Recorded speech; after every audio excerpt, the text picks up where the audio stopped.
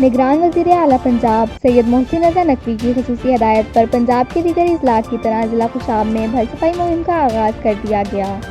Commissioner Sargodha division Muhammad Ajmal Bhatti نے deputy commissioner Khushab Zeeshan Shabbir Rana, chief engineer انہار صداقت لطیف اور S T highways Arshad Mansoor کے ہمراہ وانار خوشاب مائنیر نہر کے مقام پر فیتا کاٹ کر بھل صفائی مہم کا باقاعدہ افتتاح کیا۔ اس موقع پر ایس سی ایریگیشن حسن مرتضی خان نے بریفنگ میں بتایا کہ ضلع خوشاب میں 215 کلومیٹر طویل 30 نہروں کی بھل صفائی کی جائے گی اور 59,990 لاکھ کیوسک فیٹ سے زائد بھل کو نہروں سے نکالا جائے گا، جس میں ڈیمیج پینل ریپیئرنگ کا کام بھی شامل ہے۔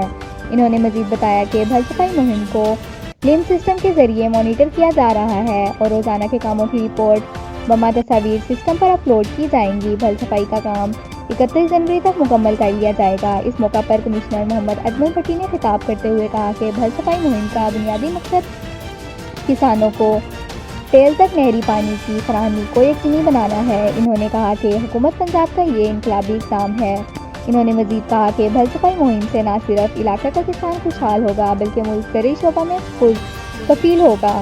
انہوں نے محکمہ آبپاشی کے افسران کو ہدایت کی کہ بھل صفائی مہم کی باقاعدہ سے مانیٹرنگ کو بھی یقینی بنایا جائے۔